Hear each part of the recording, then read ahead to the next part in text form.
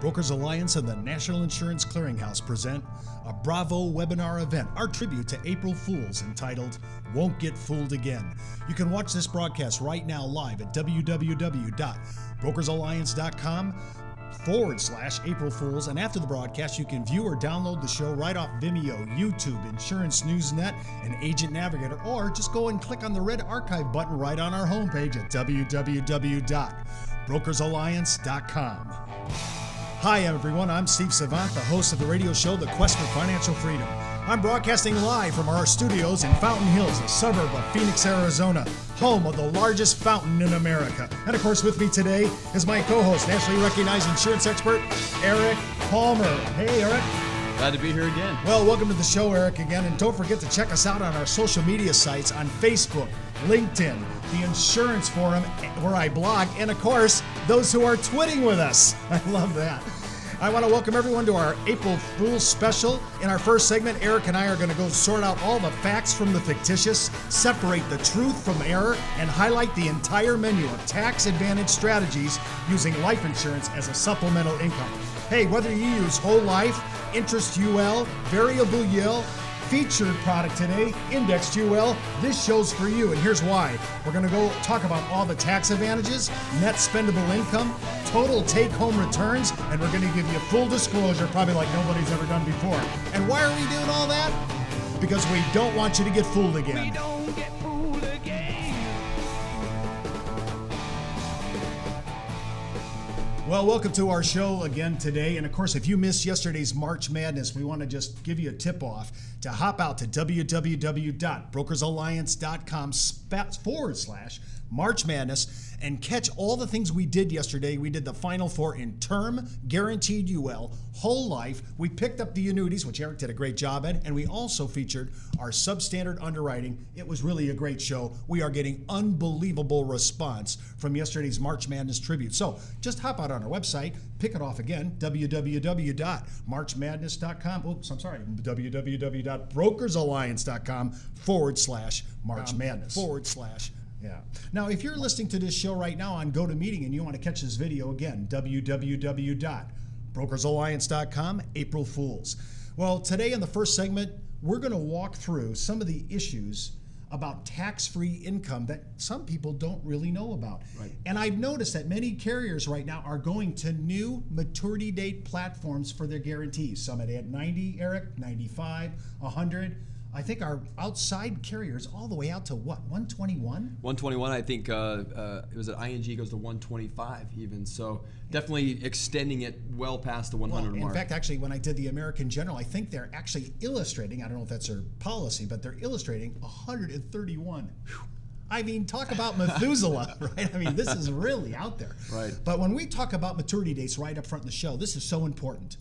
To have life insurance as a tax-advantaged income scenario, we have to keep the policy in force. And it's not just any policy. We have to make it a non-modified endowment policy to comply with the code. Exactly right. And so it's critical on the maturity date. Now, let me give you an example of this. These are true stories. We can't make this stuff up. We have clients that have a maturity date contract that's ending at age 95. It's coming up now. It's a whole life contract. The client's taken out tax-free income for the last 20 years. Right. All that money's come out absolutely free because it doesn't hit your 1040 as a taxable event. Right. The problem is the client's attorney called me and said, what we need to do, Steve, is we need to find a carrier so we can 1035 the old contract to extend the maturity date. I said, I'm sorry, sir, but your client's in his 90s. We're not going to be able to write a contract and take over massive loans and what's left in the contract. But why don't you do this? Send me the in-force ledger and we'll examine it. And just by the way, if you want to ever send Eric or I any kind of in-force ledger and let us do a policy review for you, we'll do it for you absolutely free as part of our package with Brokers Alliance. Absolutely. Now, in this story, if this client turns 95, all the cash value that he took in policy loans, now the withdrawals to basis will go free, Right. but all the policy loans that we're taking for gain will all be a taxable event in 7 months from the time he turns 95. Right now he's 94. Right. If he turns 95, he'll have ordinary income tax. Think about what I'm saying. This guy took over 600 grand in income tax-free for the last 20 years. Right. And this guy's going to get a whopper of a bill if he lives 7 months. Listen, if he lives that long, if he's not dead by then, he'll want to be. Right. I mean, well, exactly. Even at the minimum tax rate, he's going to have an extreme exposure, because you got to think most of these clients, especially because the whole life's been used quite a bit more than what we have seen in the other days. Yeah. They've been taking income off of these contracts for 15, 20, 30 years. That's a lot of money to have to all of a sudden pay taxes on. Yeah, I mean, talk about live or let die. I mean, this is a taxable event. But I want to go one step further than that. Remember, did the client pay the interest on the policy loans? Did they? I don't know of any agent in America that ever told the client, by the way, you have to pay annual interest on these loans, even if they were small. Right. Even if they were small spread loans or wash loans or zero net cost loans, you still had to pay something. Right. Well, of course, in this example of the enforced ledger, I read the enforced ledger and the client did not pay the interest on an annual basis. So when I looked at that, I called the attorney back and I said, not only does he have to pay constructive or taxable event on constructive receipt of all the policy loans all his life, but there are $325,000 of phantom income tax that he has to pay as well, which, by the way, the agent didn't know about, the attorney didn't know about, the client didn't know about. And I just learned about. Oh my gosh. Hey, just not only do I bring information that's on the edge, but now we're talking, Eric, you just picked that up. That's called phantom income. So I'm not only taking taxable event on what I took constructive receipt, but I'm also now paying taxes on the actual interest, because all those years it was cannibalizing the cash values. Right. So it's very important. Our maturity date's important. I think I just gave you the best example you could ever hear. We have to make sure that the policy is going to be longer out and outliving the client. Exactly right. All right. Well, let's talk about some of the loans. I mean, when we talk about loans, I just mentioned a few: zero net cost loans, spread loans, right? Right. Preferred loans. Preferred loans, direct recognition loans, and now this new one out on index, which we're going to talk about in the second half. We're going to talk about arbitrage loans. Talk about a new technology, and boy, is there a yin and yang. Every time I blog out there on Insurance Forum, they're just people are both sides of the fence. Right. It's kind of the civil war of the use of it. Now, when I talk about enforce for the client, to have everything we're going to talk about tax-free, the contract has to be kept in force for the life of the client. So if there's any lapse, if there's any surrender, if the maturity date happens, I mean, these are all taxable events if there's gain in the contract. Right, and that brings up a really good point. Most of us, when we license with an insurance company, we get the carrier software. The carrier software is kind of pre-built, if you will, on a default system. So it's going to run a default rate. Most likely, it's going to be the highest cap or the highest rate that they'll declare in any sort of type of allocation we choose. And it's also going to assume a certain type of loan or a loan that, unless we specify in the software. So a lot of times these illustrations are being run at the highest numbers, with the highest rate of return, using any sort of loan. And a lot of times the advisors aren't examining what does that really mean at the end of the day. Putting clients in a position where they potentially could lapse their policy is the number one thing that we see. If you're always hoping that the policy is going to perform at its highest level, and you're assuming that the rates are never going to change, we'll never have inflation, then you're selling policies that very well could put people in the same position as the one that you just told the story about. Well, I love this. I just wrote an article for the CPA Society in Arizona, all on policy loans. Right. And just heads up, not only is a spread loan the charging and crediting of the same rate, only a differential in the time that it occurs, in this case a lot of times 365 days, but there's an accrual charge over the life of a contract. So even if my spread loan's 50, 75 basis points, I still have a beginning and an ending crediting date between 365 days, which could accumulate an additional accrual charge.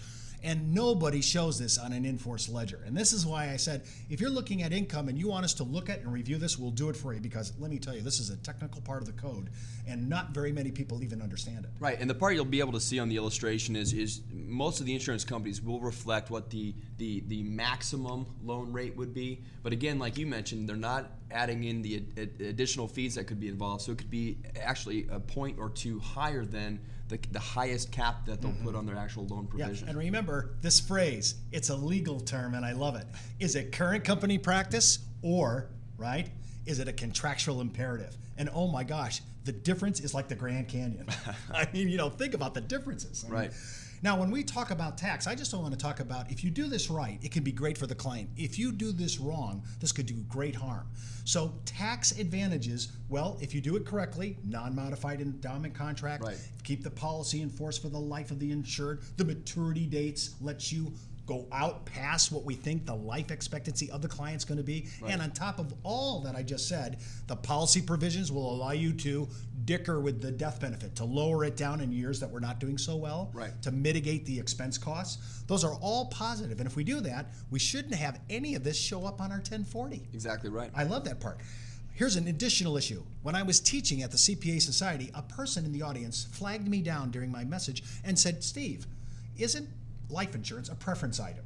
And I was thinking, that is the weirdest question. I don't think it's a preference item. Then I recalled, oh yes, in a corporate setting, if you have certain amount of AGI in a corporation, the death benefit inside a corporation could trigger an alternative minimum tax. Absolutely. But for income on a tax-free basis, on a non-modified endowment contract, whether you're using whole life, UL, index, variable, if that's kept the way I just said it, you're going to have no problem with that. I mean, you're not going to be a preference item. Right. And when you think about our tax-free against other tax-frees like municipal bonds, right, some municipal bonds are subject to the AMT. Right. Our income is not subject to the AMT, even though we are under the preference item under the code. So that's another huge issue. Absolutely. No phantom income tax, no ordinary income tax. Now we're talking about what? No AMT. I love that. Big deal. And remember, the income off AMT, even your retirement income, causes the provisional income test Social Security. for Social Security. And so you may be getting your alternative minimum tax. You said, I got a bill for my municipal bonds, which I thought were tax-free. Some of them are subject to the right, AMT, not all. And on top of that, that income now is subject to what? My Social Security benefits being taxed? Are you kidding me? Right. Listen, this is why I say the tax advantages of a non-modified life insurance contract done right can be huge, because it'll never trigger the AMT. It'll never cost your Social Security benefits to be taxed. Right. And one other side note that I think is just remarkable, I have so many people that love capital gain treatment on their securities. They're non-qualified securities. Right. So when I sit there and I look at a capital gain, I'm only paying 15%. I love that. Love that all day long.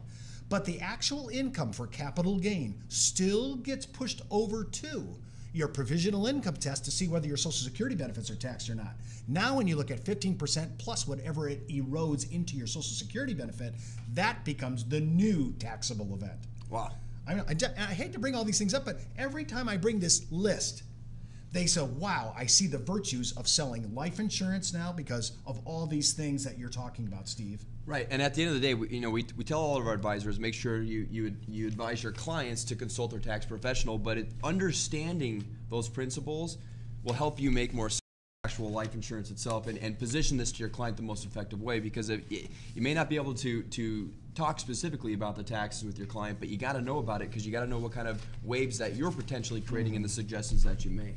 Well, when I think about all that's going on in our marketplace right now, tax-free rules, because it's the net take-home, it's the net spendable. I want to start getting that language in myself, because right, I like that. Because well, how much money at the end of the day is actually in my checking account spendable on my bills and my extra things in retirement? For me, it's never enough. That's what the number that we want to focus on, right? That's right. That's what we're trying to solve. That's the number we're looking at. And when I think of all the tax advantages, that's why I keep bringing it up, because people want to be able to say, look, this is a tax advantaged idea.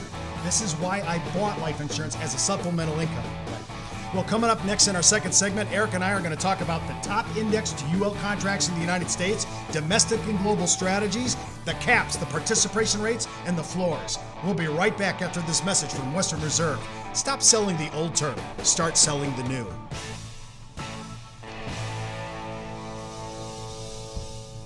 Hi everyone, Steve Savant here, the host of the radio talk show, The Quest for Financial Freedom. For years I've heard that less than 2% of all term insurance ends in a claim. That's not many, and when the term that did happen ended in a claim, they had to die to get it. But it's no wonder they don't call this death insurance instead of life insurance. Now there's a term insurance policy that covers you during a chronic illness. It covers you during a catastrophic event, even a terminal illness, and pays your monthly premium during unemployment. What term insurance can do all that? Western Reserve Alliance Advantage Term. No other consumer product bundles so many solutions to so many of life's unexpected problems in one policy. There's more. Disability income waiver, the children's rider, even the return of premium rider. For more information, call Brokers Alliance at 1-800-290-7226. Well, welcome back, everyone, to our special tribute to April Fool's Day. Won't get fooled again. I'm Steve Savant, the host of the radio talk show, The Quest for Financial Freedom, on broadcasting live in our own studios in Fountain Hills, a suburb of Phoenix, Arizona, home of the largest fountain in Arizona. Actually, America. And my co-host, Eric. How you doing?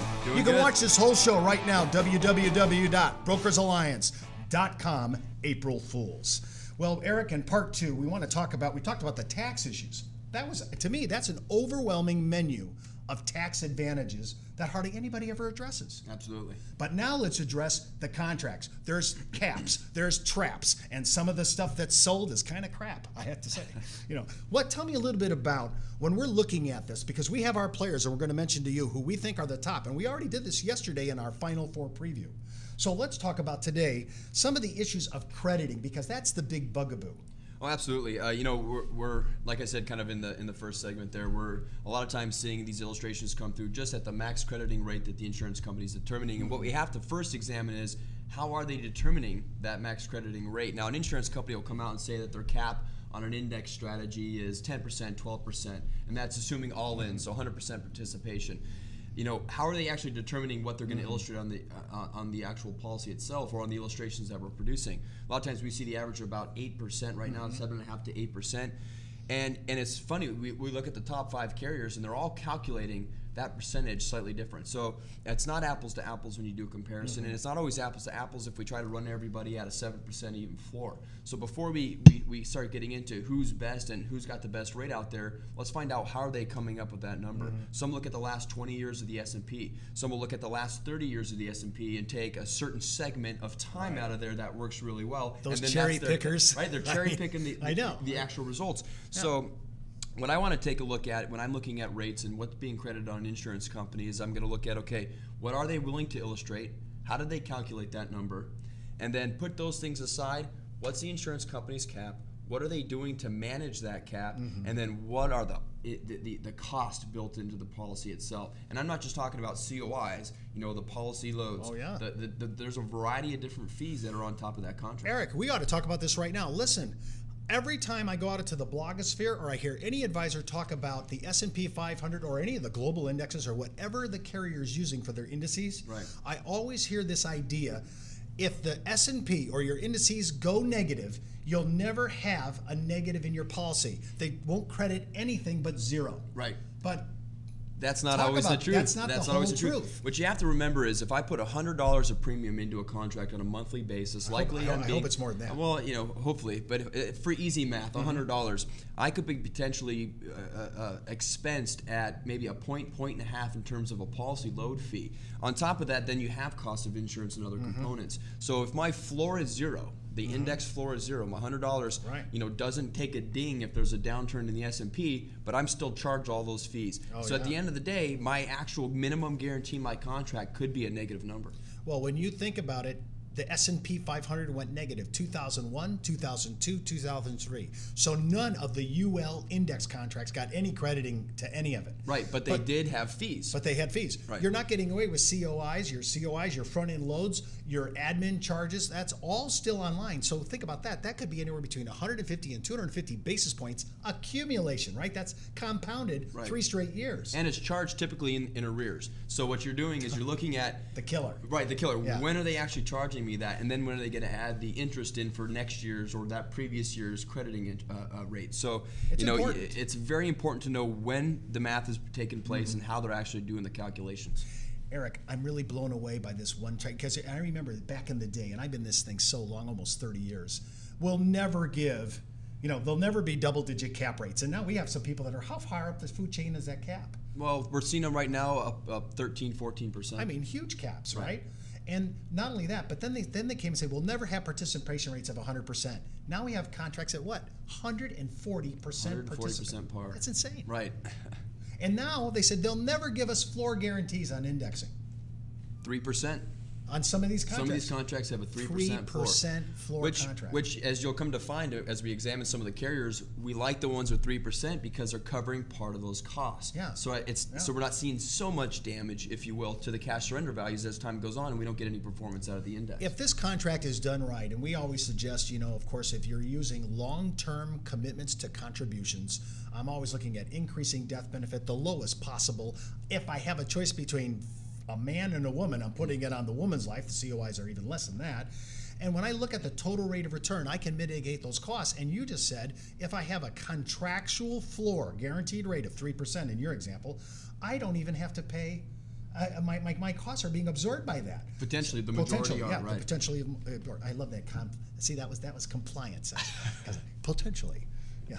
So when we talk about floor rates, par rate, participation rates, point-to-point crediting, now that kind of gets into our argument because I never know, is the guy illustrating annual point-to-point, monthly? We even have carriers, I can't believe this, that sweep the account daily. Right, and I will drop a name here, North American.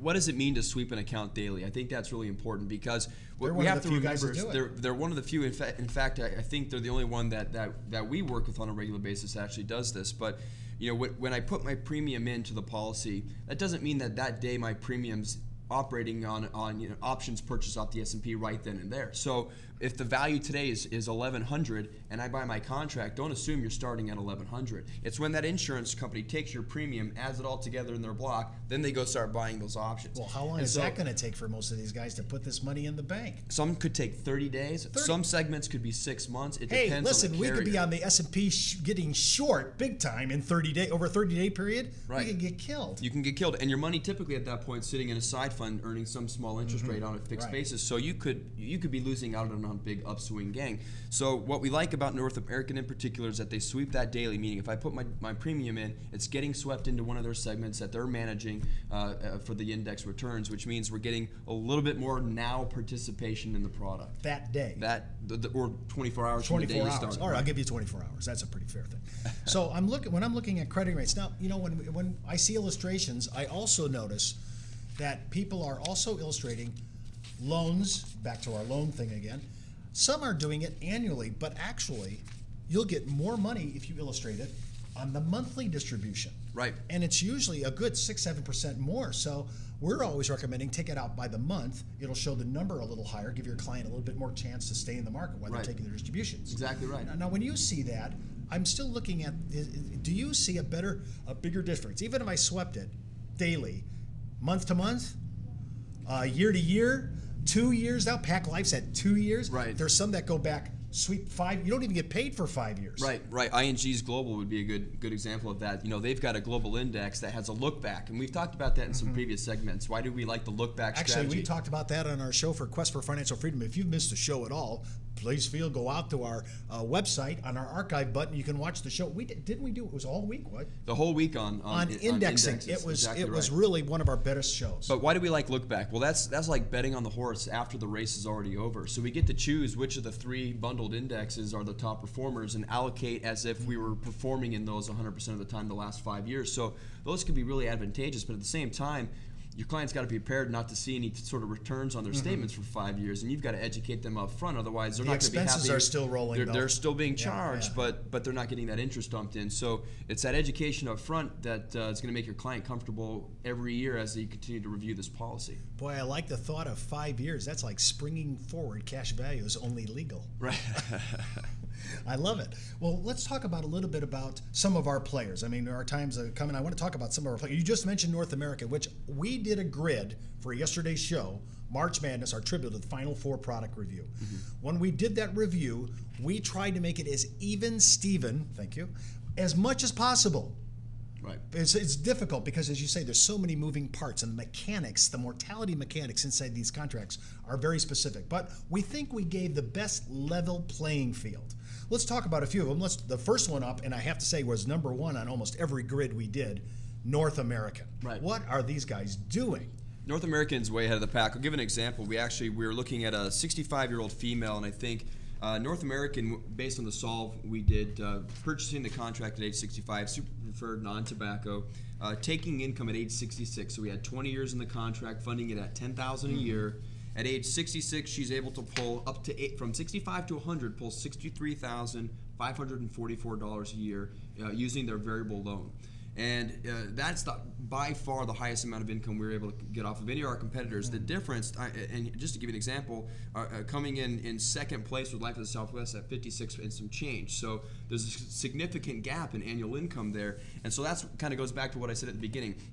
Why is North American a place we're comfortable at being so far ahead of the pack? How are they doing it? And we look at the way that they do their premium expenses and their charges. They're only charging premium loads up for 10 years on these contracts. And so if we're deferring for 20 years, that's a major huge distinction. So we're getting more cash value performance in the long run in terms of what's actually being net to the contract and pulled away in fees, and at a illustration rate, I think about 8.2% with North American, we're getting more juice, so to speak, out of those interest rates if we were able to sustain that on an average basis. So one thing about them from an illustration point of view too is we always at Brokers Alliance, we're doing the best for the client. I'm using the lowest death benefit, the option B if it's a long option A, level death benefit if it's shorter.